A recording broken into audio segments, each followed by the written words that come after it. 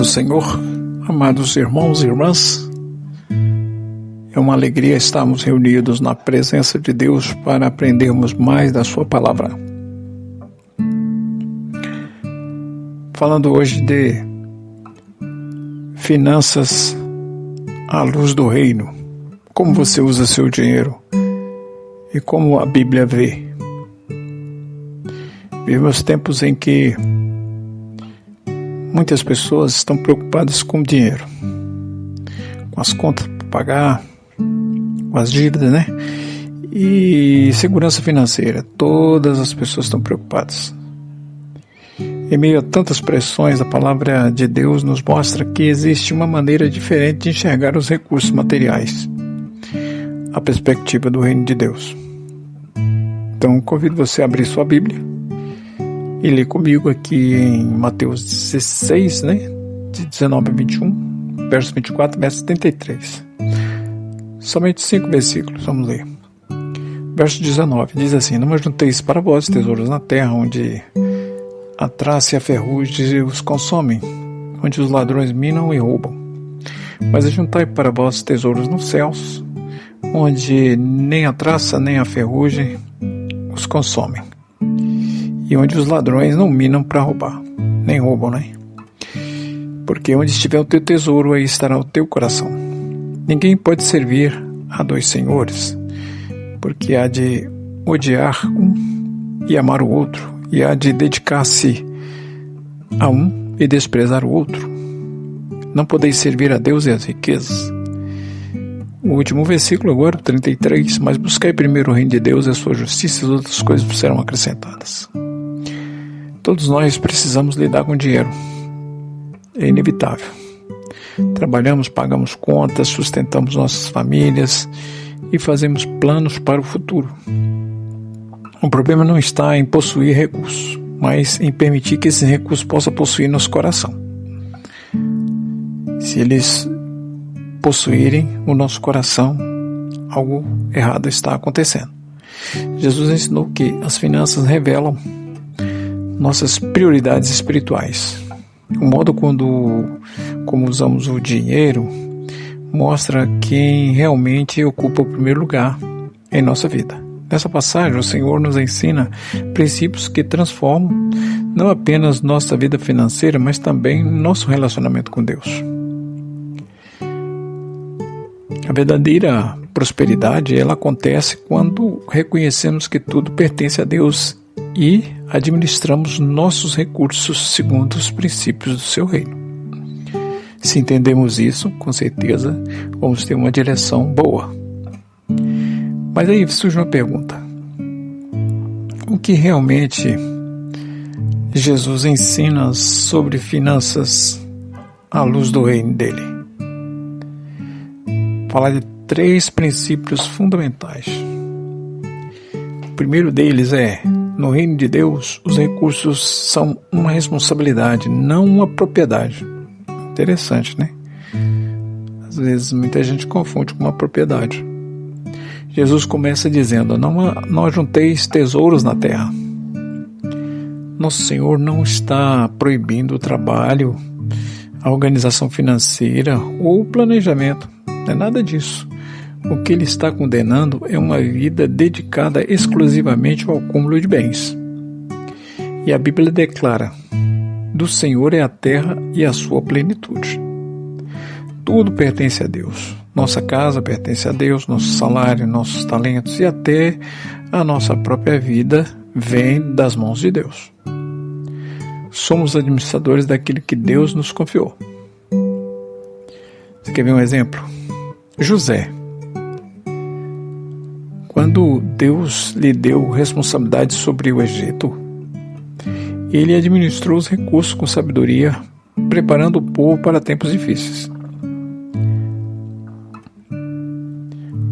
O que devemos fazer então, hoje? Primeira coisa que eu tenho que reconhecer é que Deus é o dono de tudo.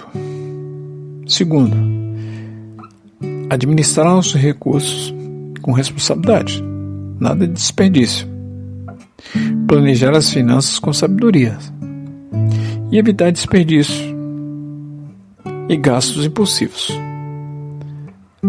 Quando compreendemos que tudo pertence a Deus, surge uma segunda verdade importante. Precisamos decidir quem governará o nosso coração.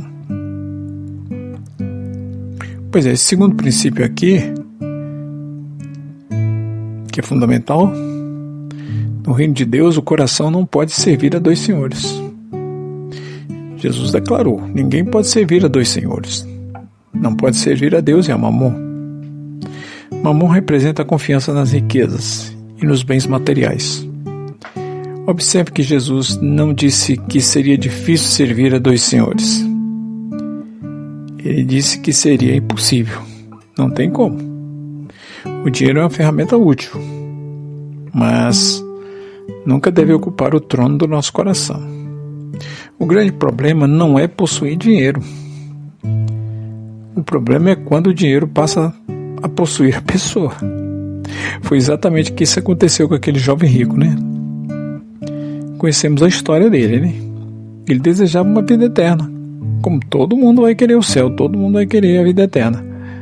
Mas não estava disposto a abrir mão do controle de suas riquezas, né?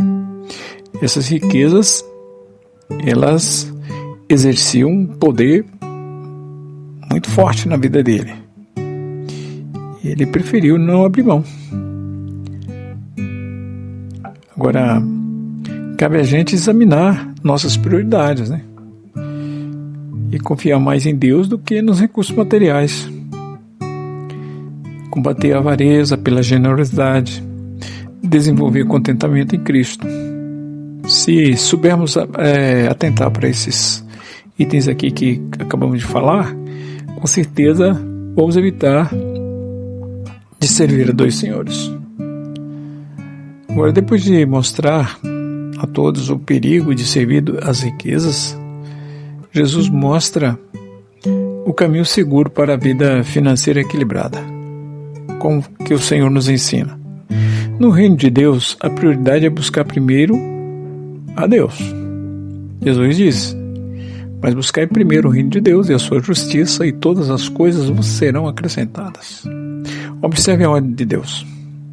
Primeiro o reino, primeira vontade, primeira obediência, primeira fidelidade, somente depois que vêm as demais necessidades supridas, né? Isso não significa que o cristão nunca enfrentará dificuldade financeira. Significa que Deus assume a responsabilidade de cuidar daqueles que colocam a sua vontade acima de tudo. Os ensinos da igreja cristã, a nossa aqui, por exemplo, ensina que a monogamia cristã envolve fidelidade, generosidade e responsabilidade diante de Deus. O crente honra ao Senhor através dos dízimos, das ofertas, do auxílio aos necessitados e do uso sábio dos recursos recebidos. A igreja primitiva compreendeu esse princípio. Eles compartilhavam seus recursos, socorriam os necessitados e investiam no avanço do Evangelho. O que devemos fazer, então?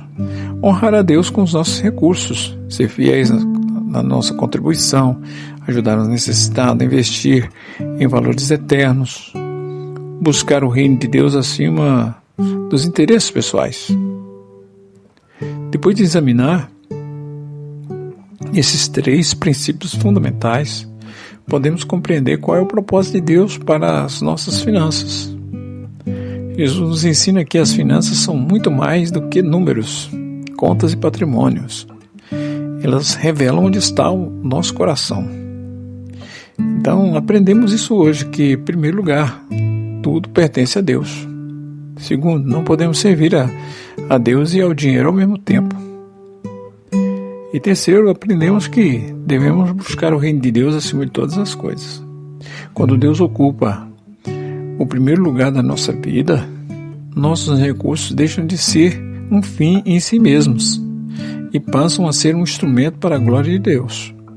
Talvez alguém esteja vivendo preocupado, ansioso ou até mesmo dominado por questões financeiras. Hoje o Senhor te convida a entregar não apenas o coração, né? Mas também nossos recursos, nossos planos e nosso futuro na mão dele.